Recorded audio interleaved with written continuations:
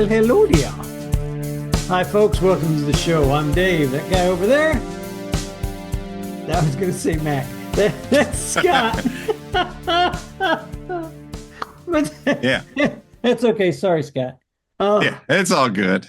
We are today reviewing a movie called Slay, 2024. It is about, well, I'll just read the slight Yeah. blurb. After a booking mistake, four drag queens find themselves performing for a mostly unwelcoming crowd. But when vampires attack, the crowd looks to the queens to save the day. The title, I love the title for a couple of reasons. It's perfect. One, because it's you slay queen, the Yeah. typical drag slang. And then slay because they become vampire slayers. Yes. The very beginning of this movie just hit me like perfect. Like the humor, the bantering back and forth. You have the four drag queens in an old school motorhome, Mm. very square motorhome. What I'd say 1979. Yeah, big old Winnebago. Yeah, big Winnebago with gay pride flags Oh, it's plastered all awesome. over it. They got It's rainbows everywhere. everything absolutely screams drag queen, LGBT. And they pull up to the bar, and it's in the middle of nowhere. They never tell you what state they're in, which I think is This nice. reminded me of the Blues Brothers at the beginning. Exactly. That was exactly what I was gonna say. So it was the Blues Brothers at the wrong bar, and But that's what they this weren't. was. They were and they weren't. The one of the characters, Robin Banks, she booked this place thinking it was something else. Yeah. What did they think it was? It was crap. But I don't Boner? remember. The something boner is what she thought they Something did. buck and there was a play on words. Now, this movie is full of innuendos, double entendres, The whole thing. the whole And thing. And you have to listen to, even though you have two or three main people arguing, you have to kind of listen to the people that are in the background because they're making comments. It's also. nonstop. And the whole thing, I don't know how you shoot that. I mean, I really don't know. It's almost like the double talk that they did for His Girl Friday. Yeah. There's a lot of that kind of thing going on where everybody's talking over each other. But they made it clear enough to where you could understand all the jokes. You may have to watch this movie 3 or 4 times before you hear them all. But oh my gosh. And that is going to be it's a plus and it's a negative as well because they don't all hit. Right. But I love it as somebody who loves a play on words and innuendos and double entendres and just puns in general. The dialogue in here is fun. And it's like when you mention His Girl Friday, it's like, that's what's missing. They could have sped this up a little bit, just a little bit. But this is a solid movie. It's obviously a lower budget, single location, typical horror movie setup with vampires. Setup as the feeding? Feast. I was thinking Feast when I was watching this. I was like, oh, okay. Yeah. And it works funnier than The Feast because it is funnier. Well, it is a straight up comedy where Feast was horror. Comedy horror. Horror. This was pretty much, this is a different type of comedy. This is fun. This is silly. This is stupid. I enjoyed it. Yeah. It also reminded me a little bit of Tu Wong Fu. A little bit. I'll go through some of the names real quick because the names are hysterical. But I think it's funny that Ryan Taylor seems to have kept his real name, Ryan A. Taylor, as Mama Souffle. And he's got another nickname here. Let me see if I can get to that nickname too. It doesn't give me the other nickname, but evidently there's another nickname in there and I can't figure it out. Anyway, Robin Taylor as Mama Souffle, and my computer's freezing up on me now. Of course it is. Please. Yeah. Hiding in Closet was Robin Banks. Yeah, the They could have double just play kept there. their real stage names because the real stage names are just as funny. Yeah. Crystal Method was Bella Du Bois. Both good names. Caramel, yeah, right. Caramel was Olive Wood. And those were the drag queens. And then you had Danya Cash was Jax. I think it's a lesbian. I'm not sure if Yeah, it I was think lesbian or by if it the was a time the guy movie, becoming a I would girl. say it's no. I think she was a drag king. Yeah, drag king. Okay, yeah, that Yeah, works even better. Neil Sandalis was Dusty. That was the bar owner. You had Daniel Jenks as Travis. That was the main biker, and I know I've seen him in a bunch of stuff. it looked Character familiar, but um, actor. And I'll stop with Robin Scott as Sheila. I love Sheila. She was freaking I guess I'm hysterical. going to need to buy me a new titty. God, get me a new titty. Give me a new Um, titty. And the running gag with Sheila throughout the whole thing is yeah. you need to finish that barricade. You need to finish that barricade. She's standing by a window in the bar. Okay, folks, With her arm up. everything goes south in this movie, and there's vampires involved, and they attack. So they're God, right but off the anyway, bat. Sheila's looking out a window and she keeps being told to barricade it. And every time they come back, there might be a little stick or something added to the window. Yeah, And not but you much. find out by the end, Sheila got bit early in the movie. Yeah, yeah. That what's great is there are some turns in this movie that I saw and I knew they were going to do something, but I didn't know exactly how they were going to write it.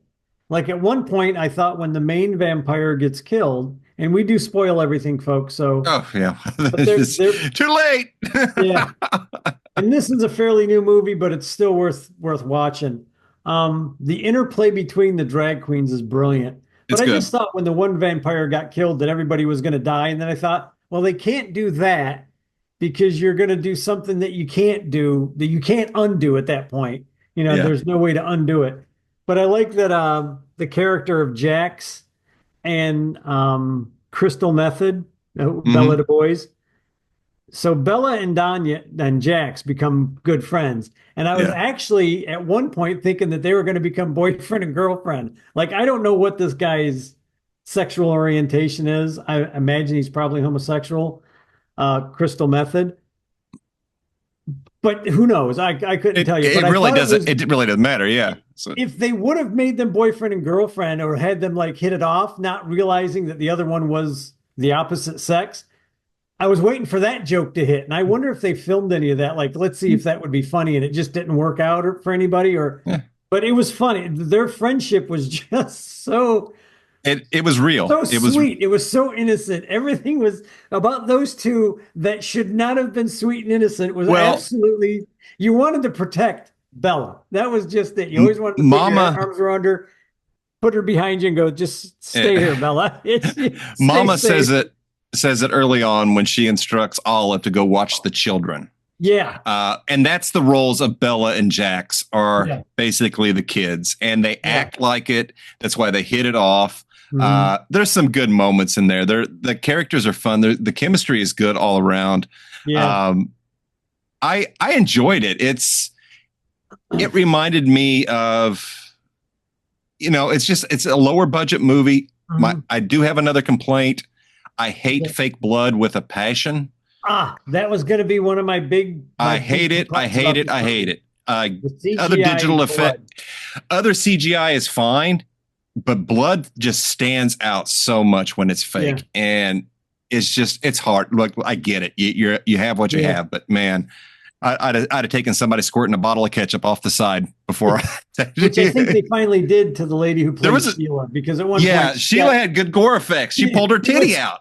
What's funny They went their is whole gore budget on that. the woman is fairly well endowed. At least they got her, I love her Sheila. bra or whatever is pumped up where you can't help but see her cleavage.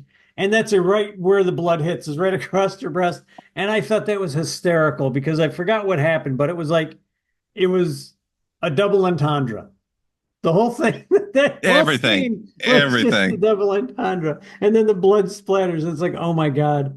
Well, she makes a joke about that one vampire who had no teeth. So I wonder if they grow teeth that they ain't got none to begin with, and maybe his head pops up. It was funny. Cat and I were looking at each other. We're like, that's actually a logical question.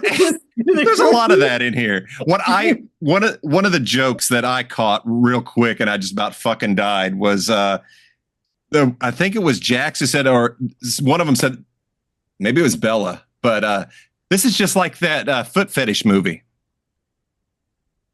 Dusk to Dawn, Quentin Tarantino. That's right. I think it was Bella. That said that. Yeah, and I was like, oh, a Tarantino joke. Nice. I just like when they first pull up to the bar. This is like a dive bar, man. This is God, beyond, I wouldn't go in there. Yeah, this is beyond a dive bar. I'm going to keep walking. Even if I lived in that town and knew all those guys, I wouldn't go into this bar. That's how much of a dive bar it was. But when the drag queens come up, Caramel or Olive Wood is like, the character Olive is going, we do not, girl. No, she was right. Girl, we need to turn this van around and get the hell out of here. Look at those guys up front. They're going to, beat us up and rape us or whatever. Finally, Mama's like, come on, we got a deal. We made the deal. We signed. We're here. We got to do this. They're walking in, and all the big bikers, there's probably about 10 or 15 bikers out in front of the bar. And they're, of course, harassing the drag queens and giving them shit. And one of them says something to Olive, and she just turns around and she just insults this guy so bad. Oh, it was good. I forget what she says. All the bikers are laughing at him. All the bikers are like, like, that's a good one. And I looked over at Kat and said, the one thing you don't get into is ground battle in Russia during winter and a tongue to tongue with a fucking drag queen, because they will bury you every single time. You do not go tit for tat with arguing with a drag queen. They'll destroy you. But so it's funny because they're in there and they go up to the bar and they get the Dusty. He's the owner of the bar. And he's like, yeah, no, everybody's kind of looking at Dusty in the bar like, what the fuck are these guys doing here? And Dusty's like, that must have been my day shift supervisor that doesn't exist. Yeah, doesn't exist. That's fucking hysterical. And then finally he just looks at it. He's like, we already made the deal. So go put your costumes on and stuff. So they take him to the back room. And I think it's Jax takes him to the back room where they're going to do all their changing. And they're just basically insulting this bartender, Jax, the bar, the room, the changing room, everything, like right off the bat, like how bad it is and how, rats in New York wouldn't even live here kind of thing. But then finally they become professional. It's like they snap their fingers and it's time to go to work. And I thought that was really funny because when they finally decided to start liking Jax, was pretty quick. And her friend, I forgot the friend's name. Yeah. That was unexpected. Yeah. And he just fell in love with Heidi Closet. Robin Banks. Robin Banks. He just fell in love with that guy instantly. And you're waiting the whole movie. Oh, dude, that's a whole nother running gag. Are they going to kiss? Are they going to kiss? And they keep getting interrupted, and it's hysterical. And it's like, and it's always at the worst freaking point in the story that these two morons want to try and kiss each other. Yeah. And it's like the zombies are coming, or the vampires are coming through the wall. They're, somebody's being murdered upstairs, and they're getting ready to kiss. And then Jax always comes in, or Dusty. Somebody pops up. Yeah, it's just freaking hysterical. Yeah. The whole damn freaking that's a good running gag that they had in that. Yeah, there's a lot of that in here. There's some pretty smart humor. It's quick, it's witty. I enjoyed it. It's not the greatest movie. It's not the worst. It's a fun time. I like it. I say watch it if you like a lot of wordplay and just good dialogue. It's just fun. It's I don't know if campy is the right word, but it's just I would say campy, which is the name of their camper. So I was waiting for them to call the camper Priscilla. I was waiting for that too. I really was. what I liked is Ryan Taylor, Mama, Hmm. Mama's play is basically the mama, and she's constantly arguing Oh, with. the whole time. Yeah. They're just arguing back and forth, and I got to get this out of my system because this is something I texted you, which led to our like not knowing what movie we were watching. That never happens. But Olive finally gets tired of all the crap that they're going through. He just wants to get out of it. He's like, I'm leaving. I don't care. The camper can't start. I'm leaving. I don't Yeah. care. He goes outside and he finds a bicycle that looks like the Pee Wee Herman bicycle, I sure almost did. exactly like he jumps on it and he's in full drag. The heels and all. He's pedaling down the street to get the heck out of there. It's so And it's ridiculous. just so funny to see this guy. He's a black guy. He's got to be almost 7 foot tall. He's huge, especially in He's heels. tall. He's a big guy, and he's Yeah. on this bicycle pedaling. I'm like, that's got to be the funniest visual. I wonder if they put everybody on the bike and said, "Who's the funniest I looking don't know, man. situation?" Oh my god! But he winds up coming back and saving the day, and I like how he saves the day, which is really Yes. cool. Yeah, it is a good twist. Good Mama idea. Somebody knows their vampire lore. Let's put it that way. Olive knew what was up. They mixed a lot of vampire lore in this. I They really did, and that's the beauty of it, because Bram Stoker came up with his take, and everybody has played with it ever since. So there's no, in here they can walk in the daytime. So, and you notice that right off the bat. So yeah. Like you're like, well, they can walk. Why are this is bad? This yeah, waiting for daytime. Freaking daywalkers. No. What I think is funny is, like I said, Crystal Method, the actor who played Bella, is just a complete and utter airhead. Like, you have to protect this person, and that's what Mama and Olive do. They protect Bella especially because he's got no brains. He's got no common sense at all. Right. Like, at one point he's asked, who do you agree with? Well, I agree with you, Mama. You're great. I agree with you, Olive. You're great. Well, you just agreed with me. And they're back and forth. Say, oh, yeah, I did, didn't I? Well, I'm taking a nap now. Lays down, goes back to sleep. But Bella has got one of the most interesting, I don't want to say character arc, but character moments, I think. And that's really telling. But it's just funny when everything starts towards the end starts coming out about who's a vampire, who's not a vampire. Yeah. How do you kill the vampires? How do you keep the vampire? This has got a couple of twists in it that I really like. One of them I saw coming, but I wasn't sure how it was going to be undone. I mean, I knew it had to get undone, but I couldn't figure out how they were going to do it. And they didn't actually undo it. They just made it work. They made it work because where you're going is several of the characters that we watch turn into vampires. Yeah. But they can control, and they make a point to say because they're good people that they maintain that nature, and they have the ability to stop from killing their friends. Yeah. Which this whole thing is an allegory for reality and life and how people look at each other and and stereotype and discriminate and everything. It's there, and it's well done. This is well written to a point where I never felt anything was heavy fisted or hand fisted or beating you over. Probably you ought to phrasing a different phrase might work better. Heavy handed. This is true. Yes. Anyway, wasn't heavy handed.